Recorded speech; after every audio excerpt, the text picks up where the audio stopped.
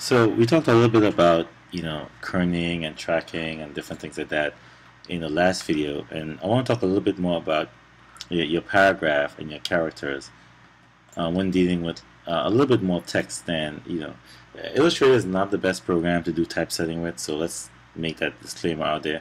InDesign is the best, but sometimes you have to do maybe a poster and you may have some text in there. So a good a one pager is fine. If you start doing things with multi pages, you probably want to use something like InDesign.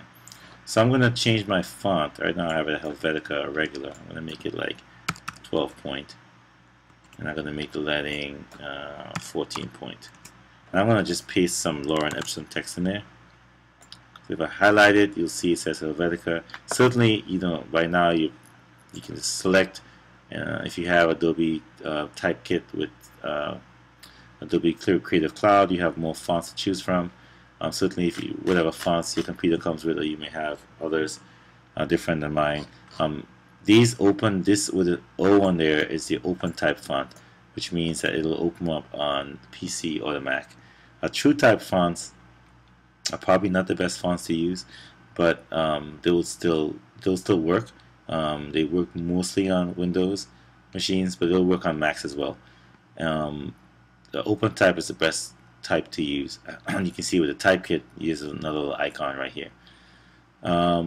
So once you select that, you don't have other, you can certainly get some of these attributes up here, centered and right justify, align right.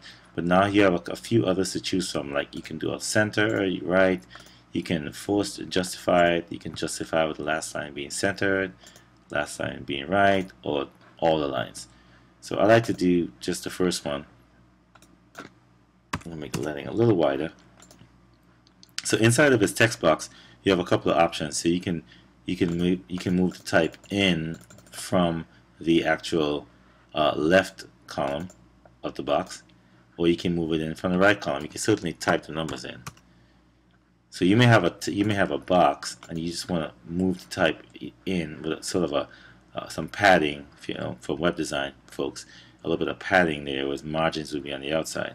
So you can move it. You can indent your first, your first paragraph, first line in the paragraph, and you can also put the space before the paragraph. So if you have two paragraphs, and you selected that, 12 point would be the space between here and here. So you wouldn't really want to do that. You want to remove the first, if you want to actually do paragraph with a space, you wouldn't want to indent it. So it's a typography no. If you have a space, there's no indent, but if there is no space, you can certainly indent. And you wouldn't indent the first letter of the first line of a paragraph in any case. So you also have whether you want to hyphenate or not hyphenate a paragraph, some text in a paragraph. So sometimes you have these weird what's called rags. They just look really odd. So sometimes hyphenation is actually good because it spaces everything out.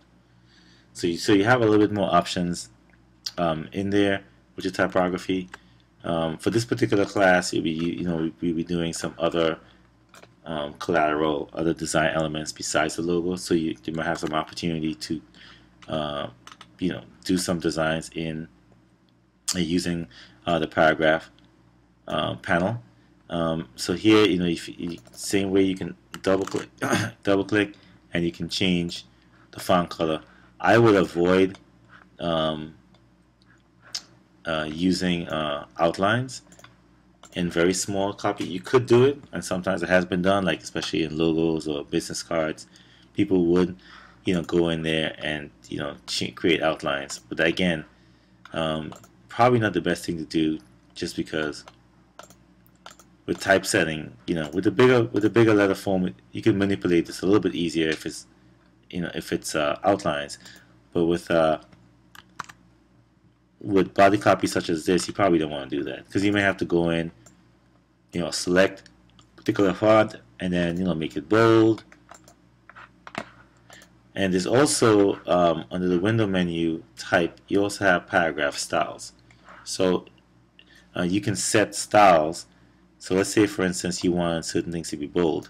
You can select that, and I got that by window type paragraph styles.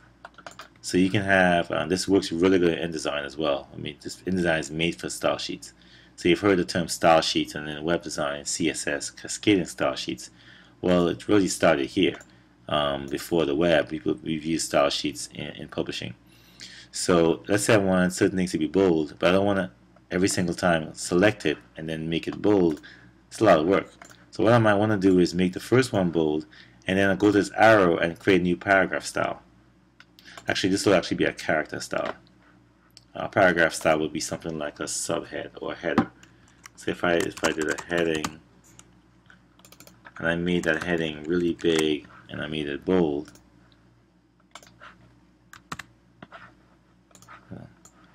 I can select that heading, and I can go and then create a new paragraph style, and I'll call it a header. So the next time I have, when you have to hit a space after it, otherwise the whole thing will change. I can select this text and just go header. Sometimes you have to hit the option key if it's hit the option and the header, just so it actually activates.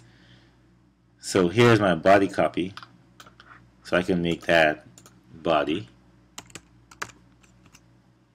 and I have to go in and actually select it. So even though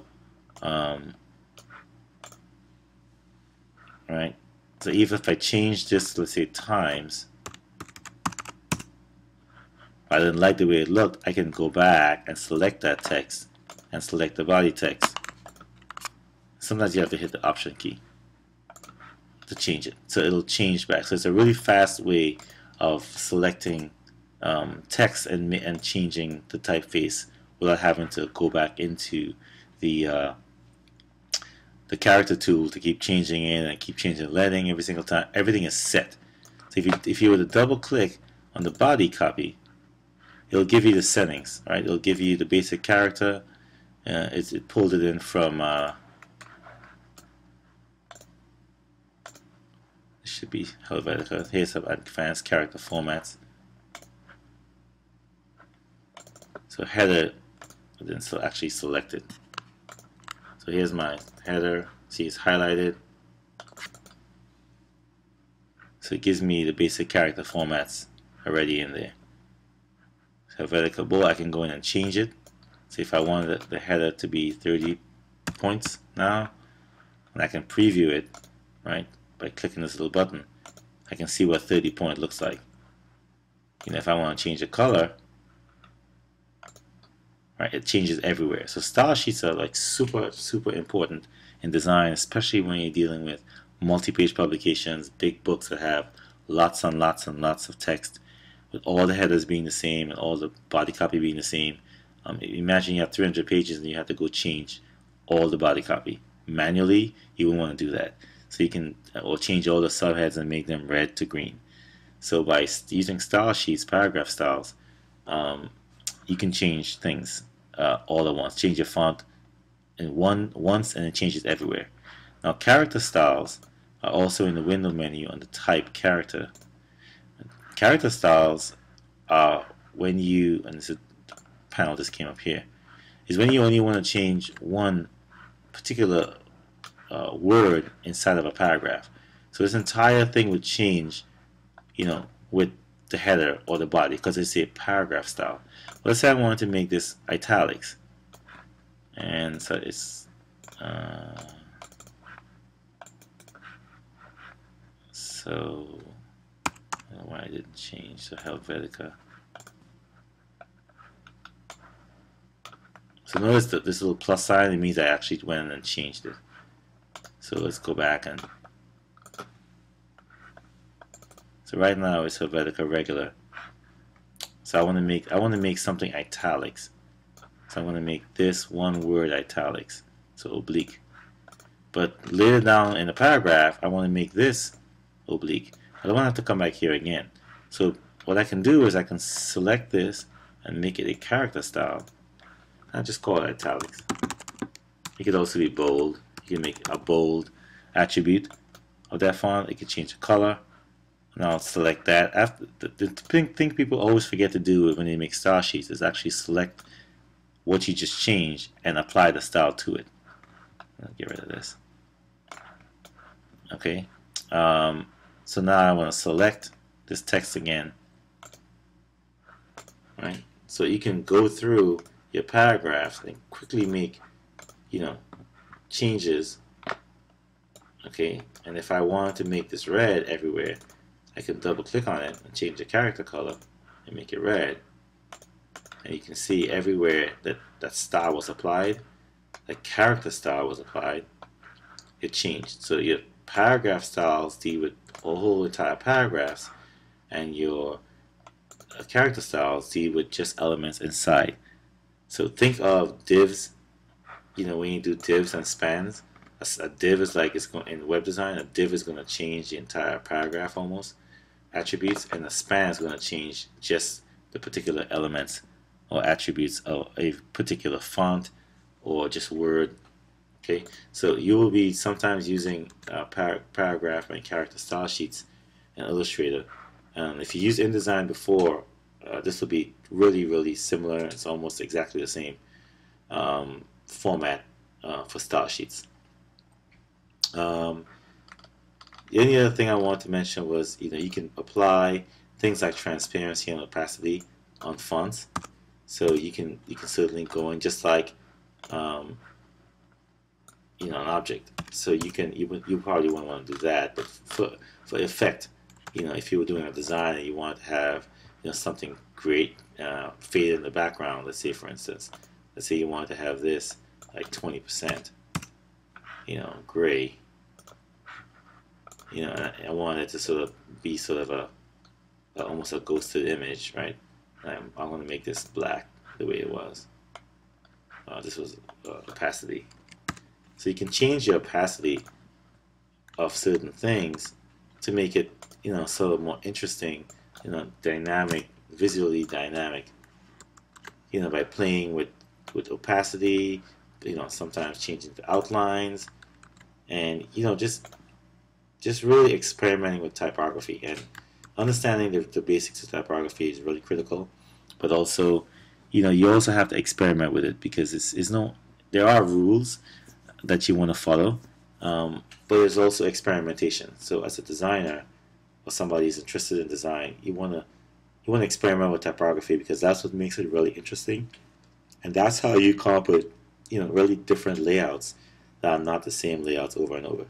So hopefully this video on typography helped a little bit. Only one thing I wanted to mention was, if you were to select this entire paragraph, and the shortcut is Command T to bring back the character, you can have tracking.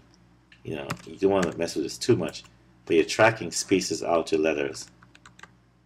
Whereas, if you were to go -5, it will tighten it up a little bit. Now, you be very careful, if you're using tracking, that you don't want to track it too much, because if you were to track it, like 50, everything will be just really jammed up against each other.